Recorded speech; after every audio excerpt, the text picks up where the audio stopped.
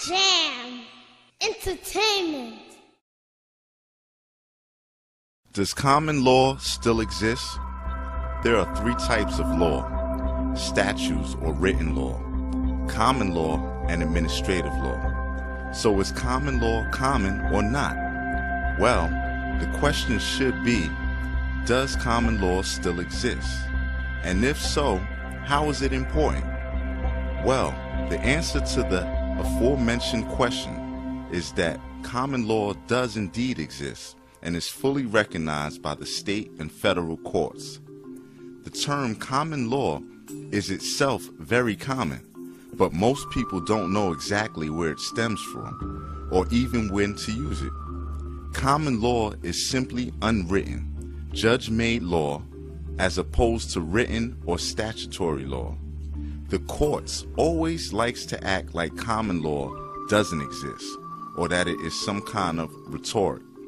For example, in a hearing on June 30th, 2003 AD, before Judge Hugh Lawson, United States District Judge, presiding in Macon, Georgia, the judge asked Attorney Manny Arora, "Well, let me ask you this, Mr. Arora. Are you telling me, as counsel for this man, as officer of this court, that you believe these positions you are presenting the court have legal merit?" And Manny Arora immediately replied, "Judge, based on what I've seen in my limited time reviewing these documents, I know the court made us aware of some of these documents. A lot of them deal with UCC and common law type issues that I'm not familiar with. I do not know if there's merit or not merit with these positions." This is where Judge Lawson abruptly interrupts Mr. Arora. Now let's take a look at what he says. Judge Lawson interrupts Mr. Arora. He says angrily. Mr. Arora replies, "Yes, sir," with a scared, shaky voice. Then Judge Lawson goes on to say, while intimidating, pointing his finger at Mr. Arora, "You have a duty to this court not to present frivolous or spurious matters in support of the position. Your client," which was proven earlier that Mr. York is not his client, "I'm warning you, you're going to be in serious trouble with the court if you violate that rule." Boy, such force. Why do you think Judge Lawson was so angry about this? I mean, really, it doesn't seem like that big of a deal. Here's why. Because UCC and common law is real. Don't let them fool you. For instance, today, all crimes, including murder, are categorized and addressed as commercial charges. This fact is officially acknowledged in Title 27 Code of Federal Regulations, Section 72.11. This single section of Title 27 confirms that undeniable supremacy and applicability of the UCC in all legal matters in every American courtroom. Now, let's take a look at where common law originated and how real it is. Common law is a term used to refer to the main body of English unwritten law that evolved from the 12th century onward. So keep in mind that common laws are the laws that English settlers brought over here and still do recognize.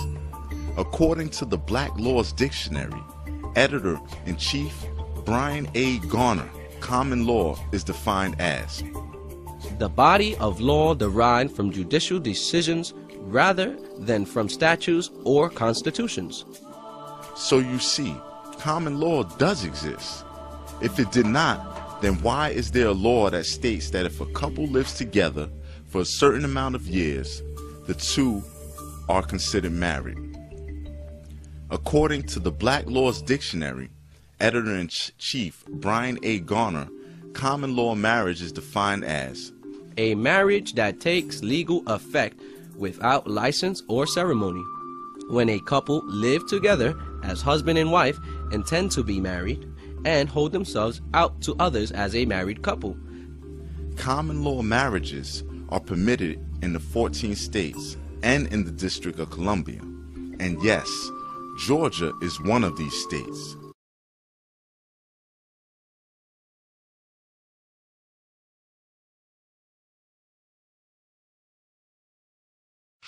jam, entertainment.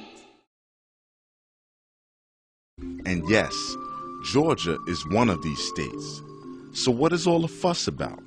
As a matter of fact, in a recent article titled "The Streets and Squares of Old Brunswick," written by Todd Gwynn, he states, "The state of Georgia operates today on the basis of English common law and has very few statutes of its own."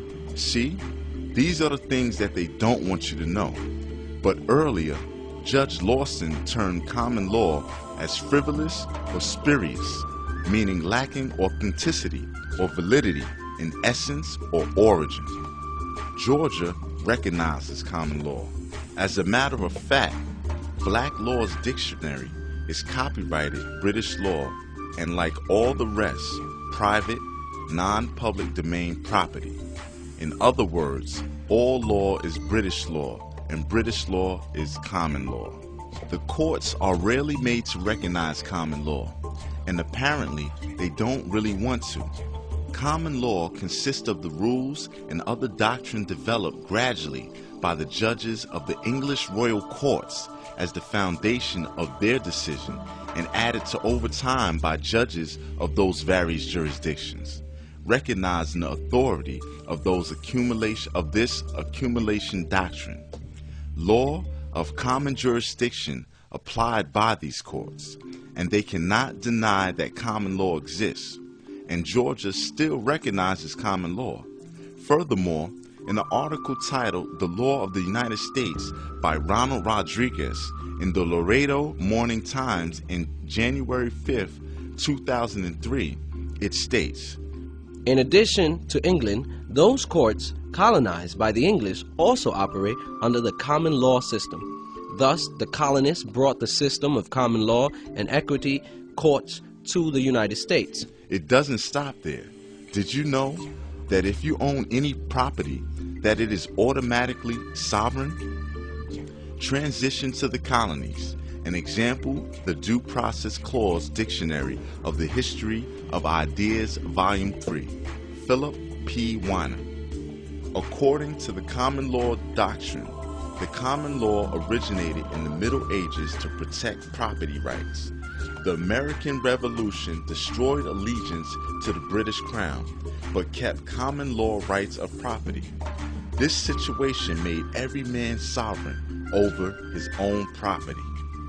Neither Congress nor state legislators, nor county or city ordinance, nor judicial ruling by any courts could deprive people of their common law rights, including their rights to allodial property, an ancient concept describing property that could not be lost for failure to pay taxes.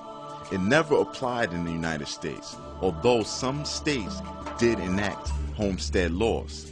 So the common law is still in full force and effect today. People just don't know it because they have been coined into believing it does not exist, and unwittingly consent and grant jurisdiction with virtually every single advance made against them by government and legal entities.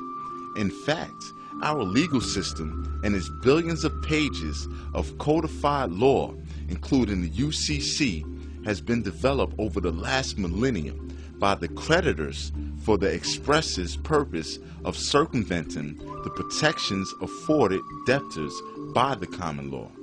This is attested by on the world's most respected authorities on the Uniform Commercial Codes. Anderson on the Uniform Commercial Code 1981, 1-103, 6, Common Law. The code is complementary to the common law which remains in force except where displaced by the code.